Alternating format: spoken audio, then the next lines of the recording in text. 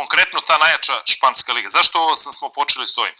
Zato što kroz tu priču o španskoj ligi, o britanskoj ligi, o bivšoj Jugoslaviji, svuda se provlači politika.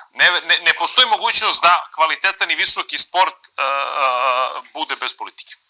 I kada će to ovde neko da shvati? Sve si rekao. Ja sam sada bio na Barcelona Real i gledao sam Barcelona Alaves.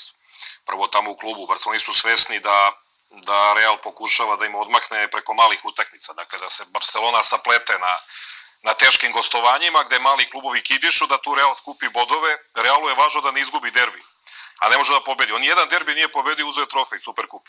Znači, Atletico nije pobedio 2 puta, Bilbao nije pobedio u derbiju, Valenciju nije pobedio, Barcelonu nije pobedio, sve 0-0, Zidane.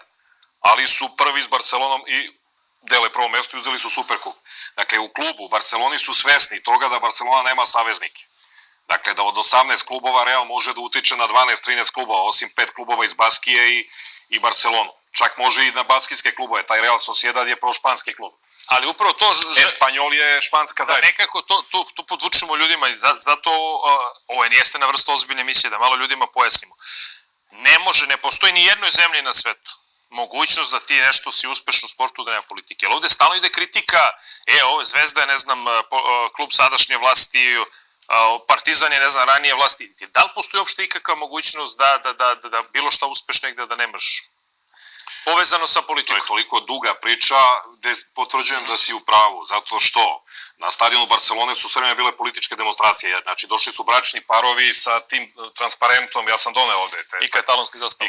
Ne, pa to je obavezujuće, nego taj transparent sloboda političkim zatvorenicima. Znači, to je bio neki plavi hamer koji su svi dobili ceo stadion. I onda su na svaki 5 minuta prekidali utakmicu s tim uzvicima i gađali su nekim šarenim loptama, što je kao znak protesta u Kataloniji. Onda je Messi pokazao rukom da je u jednom momentu prestanu jer dekoncentrišu ekipu. Ja sam vidio da to Realu odgovara. Znači, oni nemaju šta da izgube. Osetilo se opterećenje kod igrača Barcelone, videlo se u vazduhu, zatim ambijent antifudbalski. Znači, ono kao Srbija 91. godine, nikog ne zanima fudbal. Nego je došao Hajduk pa i dođeš da izvređaš. Da, apsolutno to. Drugo, ti baš Bayern koji je politički klub Nemačke sa tim nameštenim takođe logistikom i prvenstvima. Neću pričam za italijanske klubove da je Inter bio dominantan dok su demohrišćani vladali kao bio klub posleratne demohrišćanske Italije 60. godina, taj stari predsjednik Angelo Moratti. Roma, na kraju je Giulio Andreotti završio tamo u zatvoru sa mafijom, bio pokrovitelj Rome i veliki navijač Rome. Pa Bettino Craxi dok su socijalisti bili vlada, onda je Torino bio 70. godina jaki. Ma imaš hiljade primjera. Grčka je odlična primjer. A Grčka, koliko hoćeš, bre, nije. Hajduk, bre, nisi mogao bez Vicka Krstulovića, generala, bre, da te streljak uzmeš Bearu.